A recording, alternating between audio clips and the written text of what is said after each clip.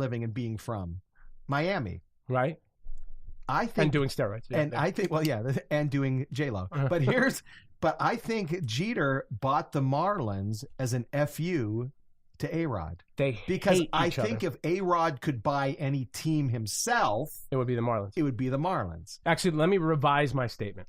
Derek Jeter hates that he's linked with Alex Rodriguez for the rest of his life. Yeah. He hates that. Right. They were friends when they were teenage prospects. Yeah, and when they were both up-and-coming shortstops. Right. Yeah. Alex Rodriguez is obsessed with Derek Jeter and loves him and wishes that he had the same respect, cachet that Derek Jeter had. Because Jeter will never have to buy another drink or dinner anywhere in New York City because Jeter can walk anywhere and no one's going to go except, with the exception of the asshole, the massholes. He could walk around Boston and people will give Derek Jeter handshakes. Right, exactly. There will be people who go, hey, fuck you, Derek Jeter. Yeah, what did you ever do? Again, wrong accent. Right. What did I do? That was the New York one.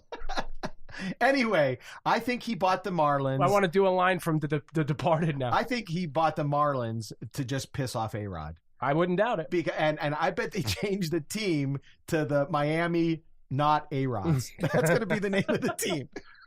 Well, we wish Derek Jeter luck as long as...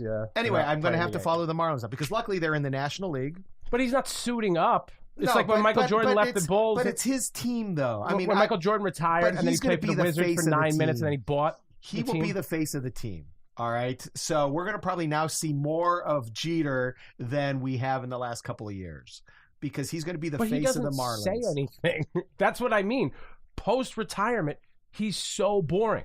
Right. When you get to see him play every day, you go, that's awesome. And I can respect that he doesn't go out there and say, I'm the man. Look, it's not going to hurt you, all right, to follow the Marlins. It's not going to hurt you. I do love baseball. It's not going to hurt you a bit. You make a fair point. Because the Marlins have nothing to do with the Yankees. You can root for the Marlins, all right? It's shitty National League team. It's not even real baseball. You can follow it. I got bad news for you. What's that? Next time I'm in Miami, I'm not going to a Marlins game. No. What did you say I'm going to get? Cubanos. We're going to get some Cubano sandwiches, and we're going to a Marlins game because no one goes to the game, so you and I can pick any seat in the house. 1, 2, 3, 4, 5. Once I caught a fish alive. Cinco. Oh, this is great. Don't give me your answer right away. Okay.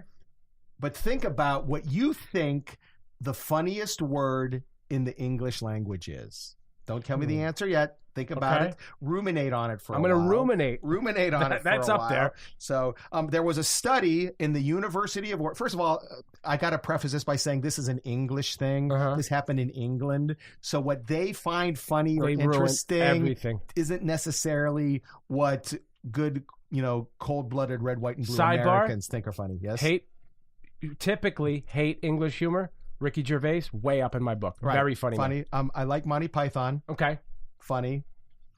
That's about it. That's about it. Yeah. Continue. I'm sorry. Anything else? All right. So anyway, and the Queen of England kind of cracks me up. But other than that, I don't think unintentionally funny. I find her very funny. Big ass hacks. So anyway, at the University of Warwick in the United Kingdom, they recruited more than 800 online volunteers to each rate words on a scale from 1, which is not funny at all, to 5, which is very funny, going entirely off their first instinct rather than taking any time to think it through. Okay. All right, so that sounds that's not a bad way to do it. Because you react viscerally to a word. Okay. And that you think is funny or not funny. Okay. As a first step, the study authors had their subjects rate the same set of 11 calibrator words picked from a previous experiment. Okay, blah, blah, blah, blah, blah, blah. Anyway, they had 5,000 words. Okay. And it's a lot of words. And here's, according to the University of Warwick. By the way, if you do this survey, they give you $10 and a subscription to Variety magazine. Right. These poor bad 5,000. Right. So the University of Warwick. I guess that's a British accent. Sure. Warwick. If we were doing this is not an accent show. We're not going to get that shit right. No, we will never Anytime soon. We're not going to do impressions ever. So the winner, the funniest word of 5,000 words, 800 people, booty.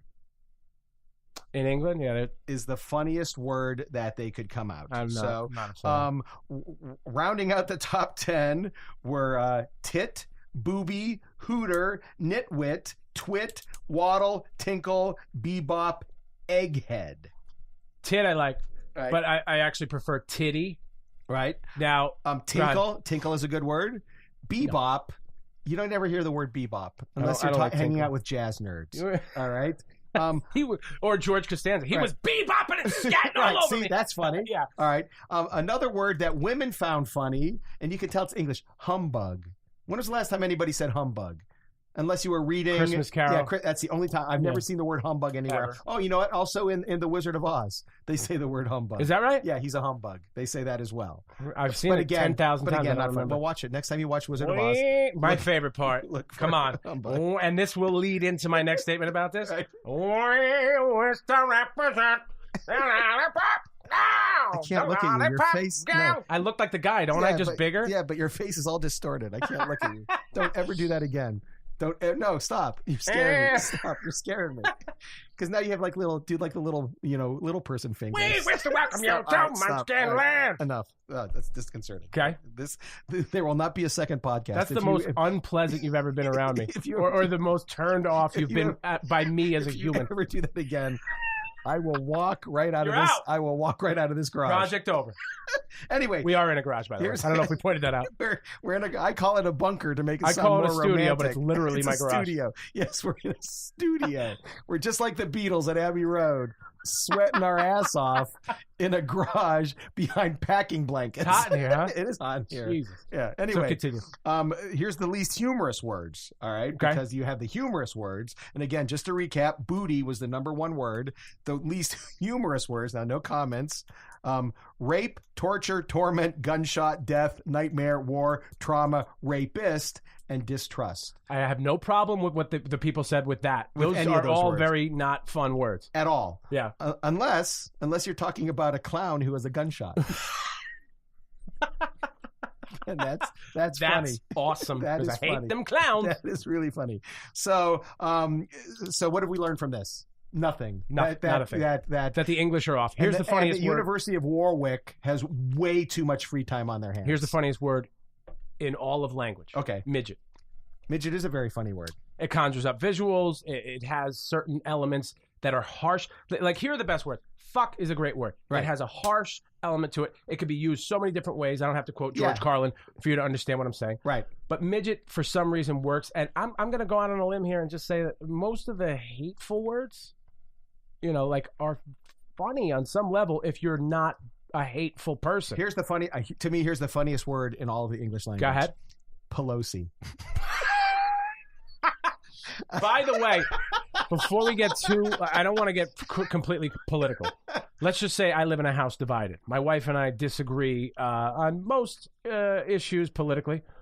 I don't like Hillary Clinton. Right. So I had a listener of my other radio show send me a bumper sticker that says, Hillary is Satan. Okay.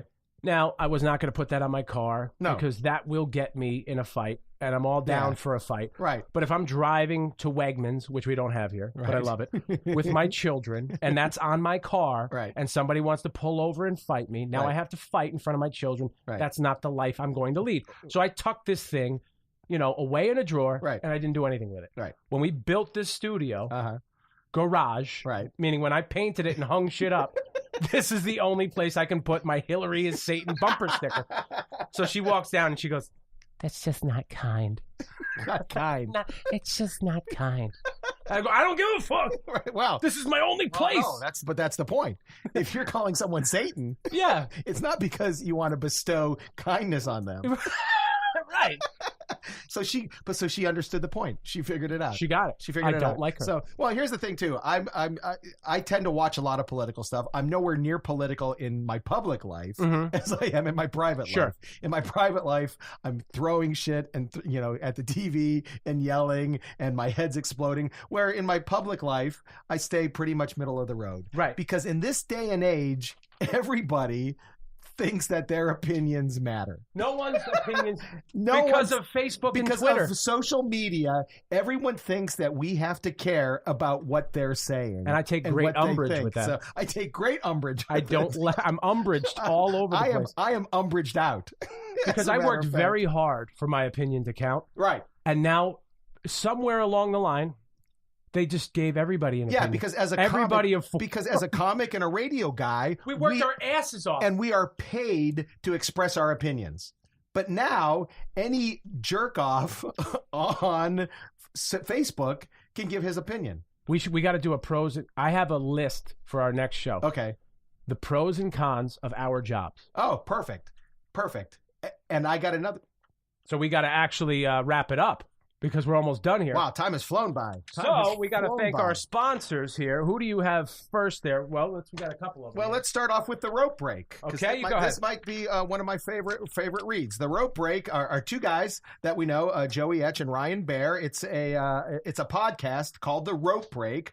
And it's your local source for news, opinions, and interviews revolving around pro wrestling and combat sports. So MMA, all this stuff like that. There's new episodes each week available on iTunes, Stitcher, and anywhere else you get your podcasts. That show is called The Rope Break. Yes, and thank you to Rick Tedesco and the Guitar Hanger. They did all of our wiring and helped us set up technically. Guitar Hanger out of Brookfield, Connecticut, but you can, of course, reach them online at guitarhanger.com. That's hanger spelled like an airplane hanger. They've been serving Earth's musicians since 1999. A full-service, family-owned music store featuring instruments of all shapes, sizes, guitars, ukulele, bass, drums, amps, pedals, school band instruments, and more. You can see their full selection again at guitarhanger.com and like them on Facebook. New, used, vintage, and rare instruments. You can buy, sell, trade, and they do consignment. Lessons for any instrument, including school band instruments, rentals and sales, repairs and restorations, a recording studio with recording studio sessions, PA systems, rentals, and more. The Smith and Milano podcast is brought to you by Treehouse Comedy Productions. Treehouse Comedy Productions is the oldest and original provider of live comedy entertainment in Connecticut, coming up on 35 years for the best in live comedy. The Treehouse currently has venues in Westport, Windsor Locks, and the Fairfield Theater Company. Go to treehousecomedy.com for all upcoming shows and additional venues, or call the box office at 203-268-5857. Go to treehousecomedy.com for tickets or more information. And if you want to hire me, your humble host, R.C. Smith, for live stand-up appearances, and pretty much I will work any place, anywhere, as I've proven by sitting here today, go to treehousecomedy.com or call the Treehouse Business Office at 203-268-5857. There you go. The Smith and Milano podcast, again, brought to you by Treehouse Comedy Productions.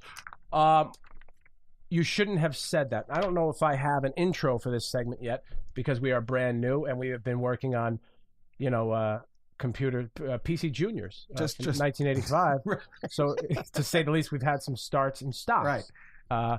So you shouldn't have said that. This is a feature that we're going to do each week where one of us or both say something that we shouldn't have said that we maybe regret or maybe don't. But we did because we pretty much live off the cuff. We say things that we probably shouldn't have said. Just happened last night.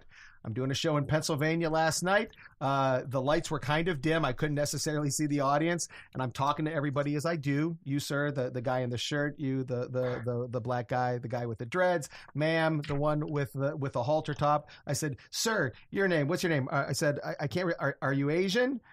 Or do you have allergies?" See? And the crowd went, "Oh. Oh. Yeah." And so he said, "Oh, I'm Asian." I was like, "Good, because I'm out of Benadryl."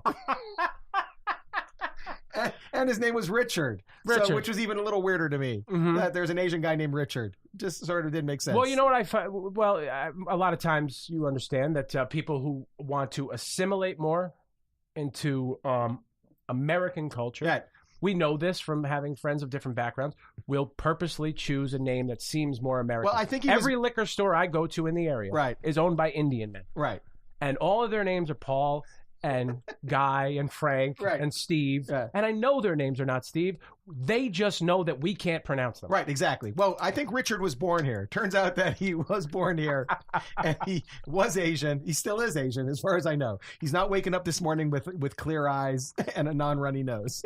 So guys, I shouldn't have said that. Go to treehousecomedy.com. This was our first show. It's in the books, buddy. Very exciting. It's very exciting. It flew by. It just flew by. We'll be back every Monday or something close to it. And I hope everybody tunes in and has as much fun as we do. Eventually, we'll have an email. If you have any ideas for the show, you'll be able to contact us and give us a few ideas. Just don't be dicks, all right? And say, hey, you aren't funny. Hey, you suck. We don't care. We're going to delete you, all right? Actually, I'll respond gladly. I think we will have tell to. you suck. Yeah, we will have